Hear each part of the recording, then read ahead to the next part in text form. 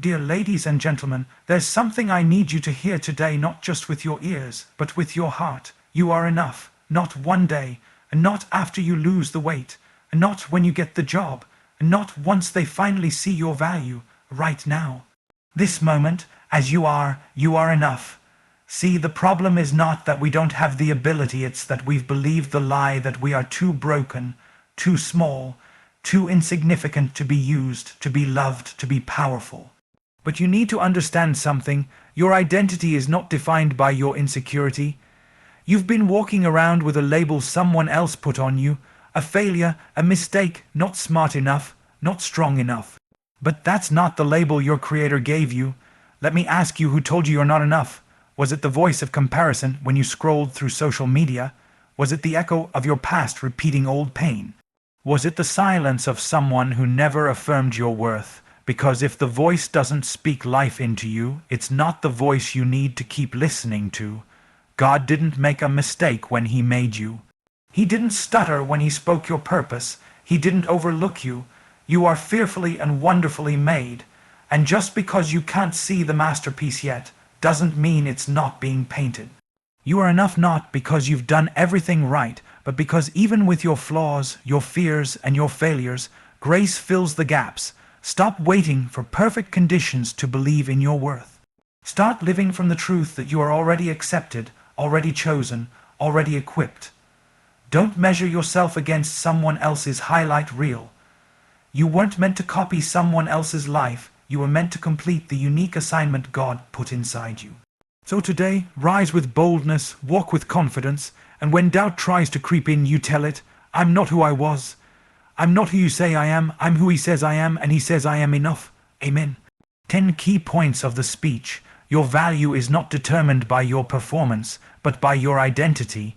Comparison steals joy and corrupts the truth of your uniqueness. Negative labels given by others do not define you. God has already called you worthy and enough as you are. Your past mistakes don't cancel your future purpose. The feeling of not enough is a lie rooted in fear, not truth. Grace fills the gap between your weakness and your calling. Belief in yourself must begin with believing what God says about you. You are not an accident. You are intentionally designed for impact. Walking in confidence doesn't require perfection, it requires faith. Would you like the expanded version of each key point or a YouTube SEO package for this speech too? Absolutely. Here's the *** expanded version of key point 1 ** in a large, emotionally engaging format in the same style as the speech. You've been trained your whole life to think your value is tied to what you do, your grades, your job title, how clean your house is, how many likes your post gets. The world taught you to earn your worth, and so you hustle, you grind, you perform. You push yourself to meet expectations your own and everyone else's, hoping that maybe, just maybe, when you finally accomplish enough, you'll feel like enough. But let me break that lie right now. You are not valuable because of what you produce. You are not worthy because you succeed. You are not accepted because you got it all together. You are enough simply because of *** who you are ***, not because of *** what you've done ***. If a baby never speaks, never earns money, never achieves anything in the world's eyes, does a parent stop loving them? Of course not, because love and value aren't about achievement, they're about identity. You were born with worth, before you won any awards, before you made any mistakes, before the trauma, before the rejection. You were valuable from day one. But somewhere along the way, the voices around you got louder than the truth within you. They told you had to prove yourself, so you kept adding titles, roles, achievements trying to fix an "I'm not enough" feeling that didn't come from God in the first place. You can spend your whole life trying to earn something that was ***, never meant to be earned, only received ***. That's why so many successful people still feel empty, because success doesn't satisfy a soul that hasn't accepted the truth of its identity. You can build the biggest house, marry the perfect partner, get the highest degree, but if deep down you still think you're not enough, you'll sabotage it all. because no matter what happens on the outside, asterisk asterisk, if the inner dialogue is broken asterisk asterisk, the outer blessings won't bring peace. Hear me, your performance may fluctuate, some days you'll fall, some days you'll fly, but your identity is constant. You are a child of God, loved, accepted, chosen, before you lift a finger, before you speak a word. Before you accomplish a thing, stop trying to become what you already are. Start living like it's true. You are enough, right now, right here. No upgrade required, certainly. Here's the asterisk asterisk expanded version of key point 2 asterisk asterisk written in a passionate, emotionally resonant tone, consistent with the Steven Furtick style without naming him. One of the most dangerous things we do, often without even realizing it, is asterisk asterisk measure ourselves against someone else's life asterisk asterisk. We scroll through our feeds and compare our behind the scenes to someone else's highlight reel. We see their smiles, their success, their seemingly perfect relationships, and something inside us whispers, asterisk, you're not enough.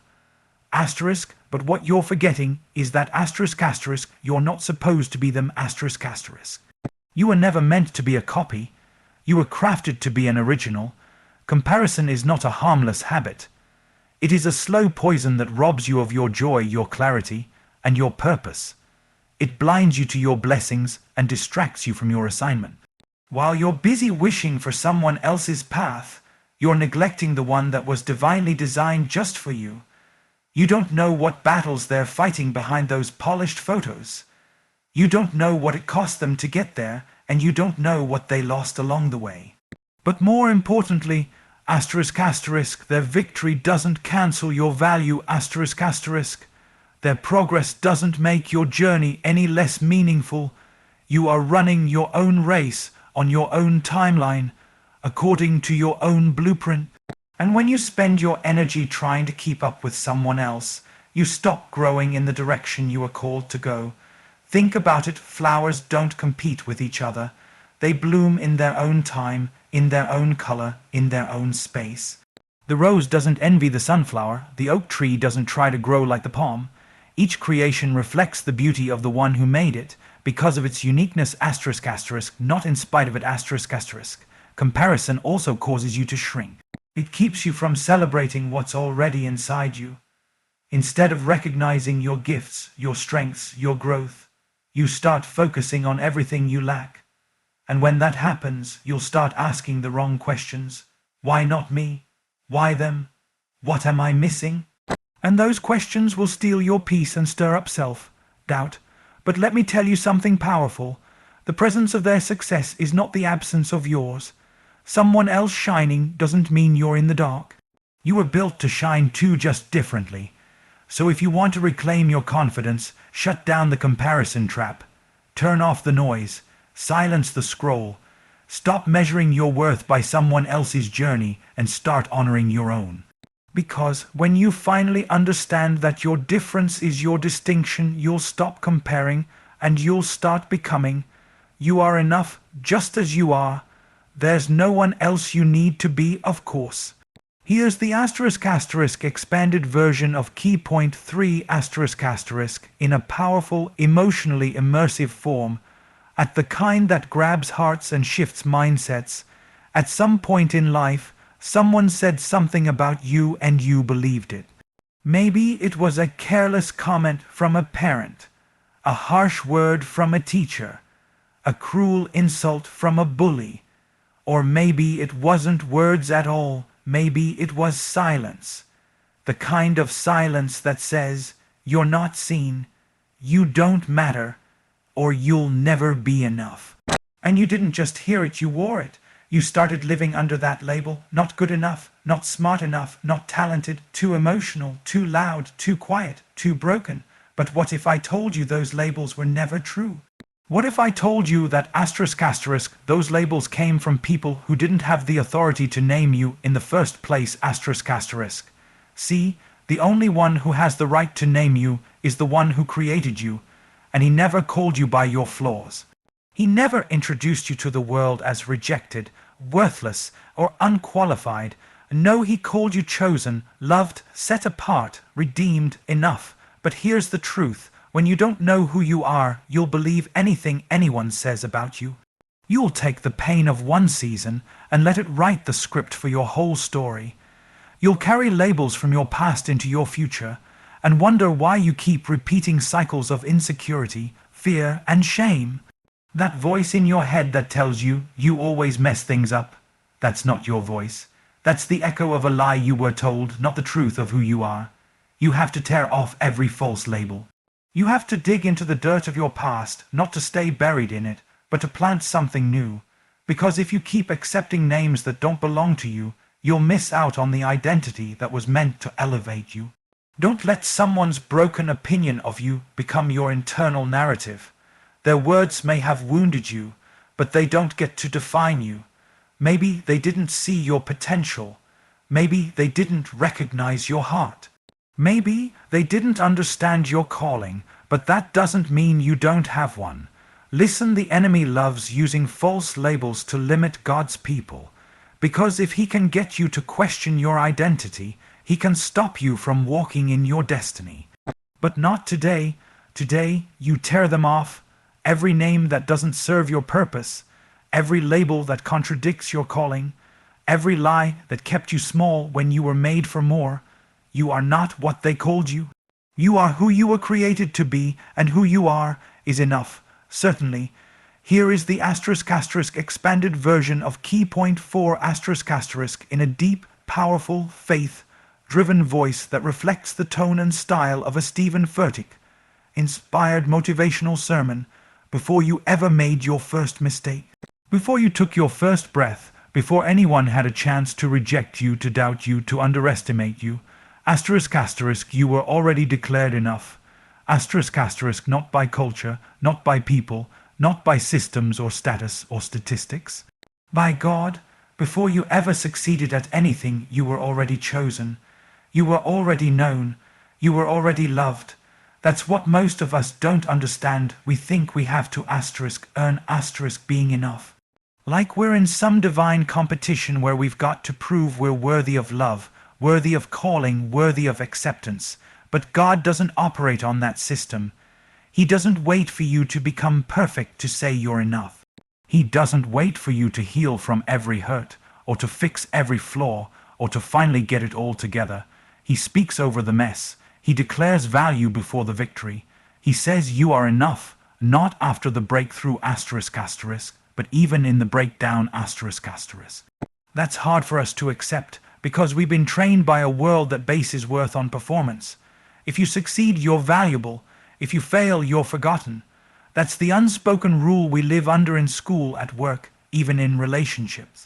And that rule convinces us that our worth is on a scale, constantly going up or down depending on how well we do.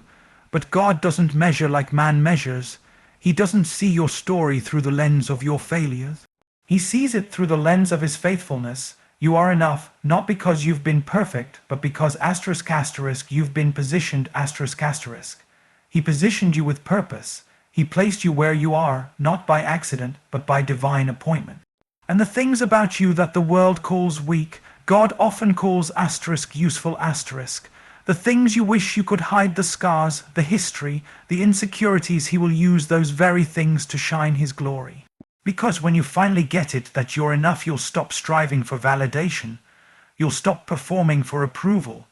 You'll stop living in fear that someone might discover how imperfect you really are. And you'll start walking in confidence, not arrogance, but holy confidence, because you know your val. You didn't come from what you did, but from who you came from. You don't have to fight for what's already been given. You don't have to beg for what you've already been promised. The label enough was stamped on you in the heavenlies long before you ever doubted it on earth. You are enough because the one who made you **, said so **. And when God speaks something, no one can reverse it. Not your past, not your enemies, not even your own inner critic. You don't have to become enough. You already are, right here, right now, exactly as you are.